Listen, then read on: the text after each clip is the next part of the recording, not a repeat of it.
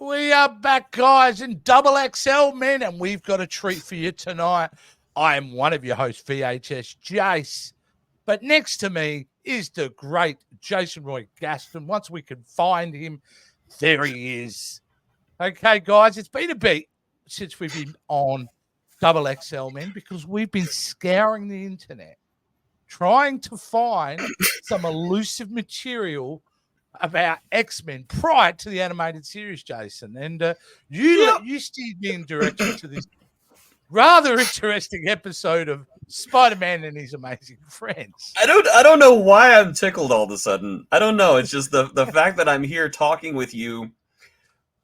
I don't want to call the interpretation of Wolverine a good choice. I'm just going to say it's a choice.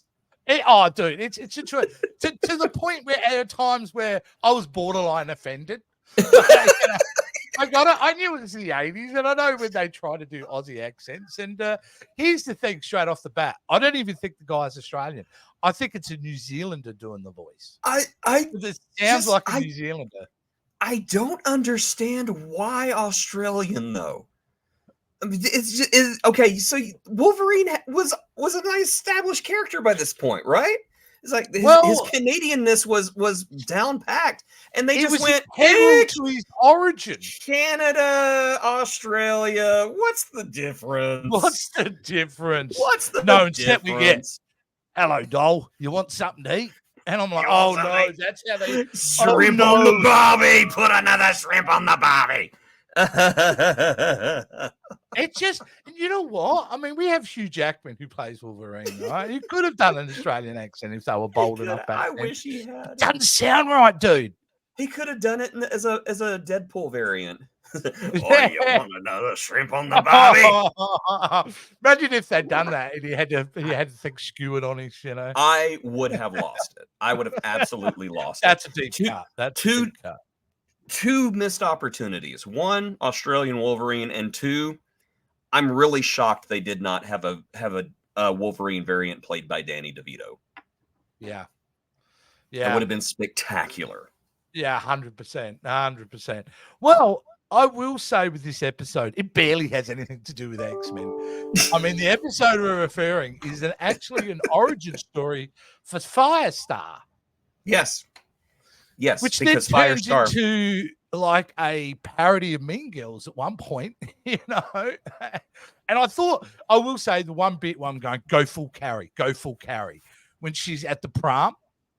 Yeah. And did it not give you that vibe? Somewhere there's a bucket of blood somewhere in this room. And yeah, but it was, I will say for an origin, it was, you know, it was okay. But it was not terrible. No, I enjoyed it. It was it was not exactly what I would call deep, and the characterization was not what I would call good or layered. But you know, it's serviceable origin story for Firestar. It's for the X-Men though. It's really, I mean, there's no development on really them at all. But it is really just a, hey, look, we're going to try to introduce these characters into the animated world. That's what it very much felt like. I wondered if the couple episodes they did appear in that they were maybe at that point trying to develop an X-Men animated series. I'm not sure, you know, because it gives that vibe. There was a couple of times in there, and I'm glad they didn't go ahead with this version. I don't think I could have tolerated 5 seasons of Aussie Wolverine. Oi, you're Thanos, aren't you? Ant-Man, do your thing. Go on up there. It's just so indicative. Enlarge. Oh, no. It's just so indicative of Americans translating Australian accents, with the most egregious one being the Australian Simpsons episode. Oh, yeah. I'm not sure. I'm not sure what it was back in the 80s, but America had an Australia obsession back then. We were obsessed with Australia. That was whenever Yahoo Serious kind of got a little famous for a while, and then went away. And you know, Paul Hogan's Crocodile Dundee, and that was the explosion. That was the explosion. Yeah, but you know, we'd always had a fascination before then. So I'm just assuming some exec at Marvel just kind of said, oh, you know, the kids, they don't care about Canadians, but you know what they do like? Australians. I don't know if there, and I'm sure there's comic book experts out there that could define it. Was there a run of comic books where it was defined in comic books that he was Australian for a period in one of these alternate lines of X-Men? I don't know, because it is an odd choice. It is an odd choice. If Wolverine was Australian, he wouldn't have called himself Wolverine. No, it would have been Dingo. No.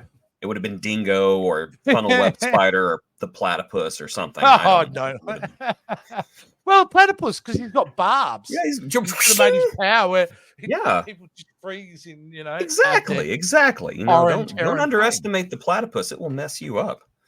I don't know. It's a weird choice. It's a choice, and it's a weird one. Another weird choice in this episode is Wolverine is not short. He's not short in the X-Men movies either.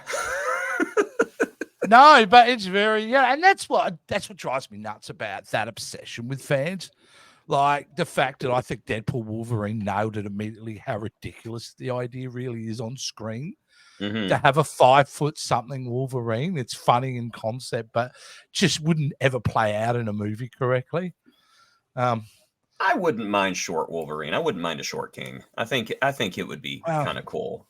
Just get some like burly short guy to play. I don't think you go any lower than 5'6", maybe 5'8".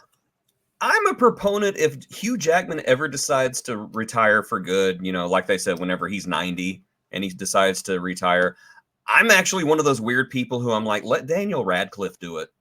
I honestly think he could do it. I think he'd be really good at it. But then we got to see that Henry Cavill Wolverine, and that was pretty spectacular, seeing it beefed up. I'm with Deadpool. That just felt right. Yeah, it felt right. Which is so much better than those beeps down the road. Cavill's loving this though. He's just I may have lost Superman, but everyone loves me. Yeah, it is a middle finger in a way to that whole. Oh, absolutely. It's a well-deserved middle finger, if you ask me, because they treated him wrong. No hate towards the new guy. No hate towards James Gunn or the new guy. Those decisions were made long before they took over, but they still did Cavill wrong. Yeah, 100%. Without doubt. How do you cast a new Wolverine? How do you do it? I mean, literally, that is going to be the hardest casting probably in comic book film history, is trying to replace Hugh Jackman as Wolverine. I mean, maybe that goes into your argument more that we need to go different, and therefore we do need to go shorter. We do, and I really think that's it. I think that's why we need short, stout Wolverine this time. We need to go instantaneously with the comic accurate costume. We don't need to have an origin story. It's Wolverine. We know where he came from. We've had a damn origin story already. And I don't know. It's just I feel a huge tidal wave of pity for whatever poor actor wins that part, because they're going to be on cloud 9 for exactly 5 minutes before the internet incels start going, that's not Wolverine. Hugh Jackman will always be my Wolverine, because they did it to Brandon Routh whenever he became Superman. Because Christopher Reeve was, in my opinion, the perfect Superman. I nothing but love for Cavill. You know what? Nothing but love for Brandon Routh, because I thought he was a perfectly good Superman too. The problem is Chris Reeve was the perfect Superman. Hugh Jackman is the perfect Wolverine. Very hard. I'm just going to make the appeal, guys. It's going to happen sooner or later. Just be kind. Be kind. Yeah. They are human beings. Be kind. Exactly. You know what? I hope, going back to the Wolverine suit, they do the brown and yellow suit. The brown and yellow suit looked nice. Yeah. I loved that.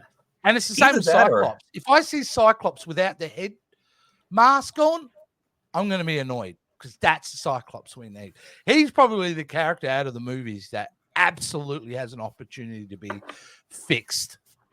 Yes, definitely. I'm kind of looking forward to the next season of X-Men 97, because they're supposedly going to be wearing the Grant Morrison costumes. And the Grant Morrison costumes took the black leather look, but made them not look desperate to be cool. It was just like, okay, I get why they're doing this. Yeah, sleek and functional. Yes, absolutely. But Aussie Wolverine, God bless him. I'm glad we got a chance to touch on this. So, like I said, there's maybe a minute of screen time in this episode. It's really not an X-Men episode. And it's kind of embarrassing too, because I mean, what line have I been saying over and over again in the week since we said we're going to do this is, "Crikey, I'm stuck." Yeah. Well, Wolverine, standards and practices says you can't stab anybody for real, so you're going to be stuck over there for a while. Well, my hands were in my head after that line. I do want to say a couple of positive things about this episode. I really liked the sense of legacy that this X-Men team set up, because they had characters who had been X-Men and moved on, and then they had the new X-Men. And I thought that was really neat. And I'm also going to say they nailed Storm. Yes. They nailed Storm right out the gate. I was just like, it's Storm. That's I don't know who that is.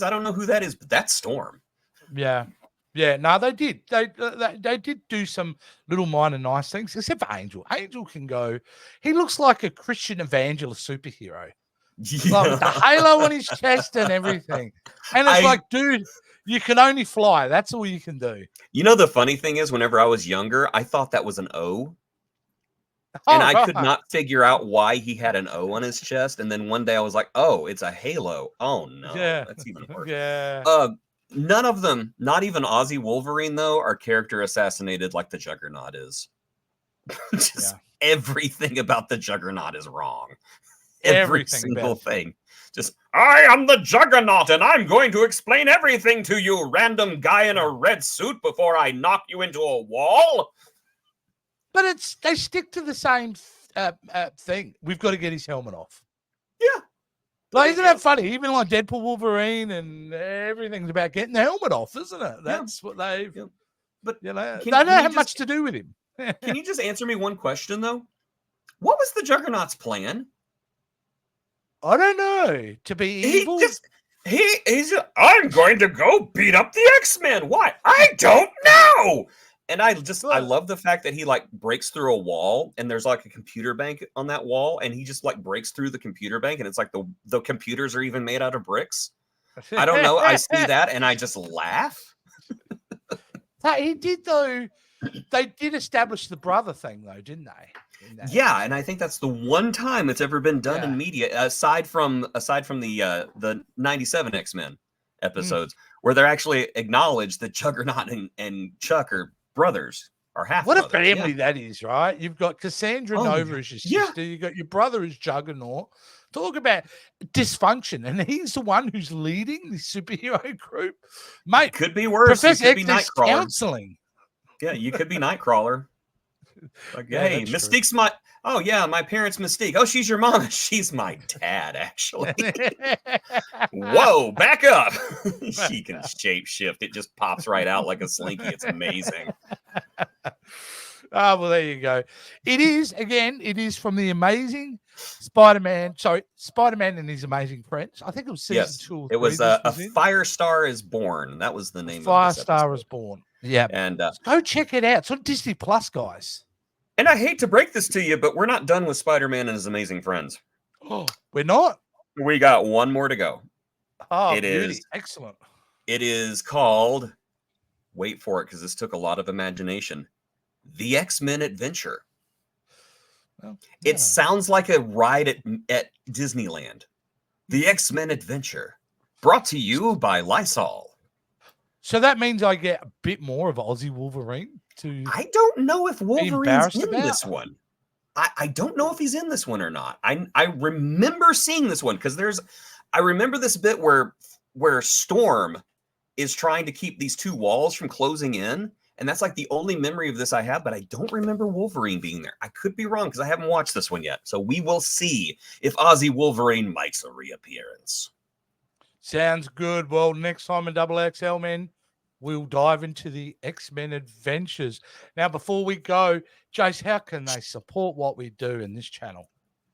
You can send money to PayPal so we can both have therapy because we desperately need it. Disregarding that, please join our Patreon. There is information on that in the video description below. You can also become a channel member, and you can do these for $5 or less or more if you would like. We do have a channel subscriber now, and we're glad to have her. She's getting all of this wonderful content early. She just got a butt ton of new material just the other day because I uploaded a bunch of stuff. But yeah, we're happy to have you. I'm happy you're here. And yeah, that's it. Of course, like, share, subscribe, and do all that good stuff. All right, guys, we'll see you next time on XXL, man. Yeah, I debated whether this was actually slightly racist, but it's not racist. It's what would be the word for offending a whole culture?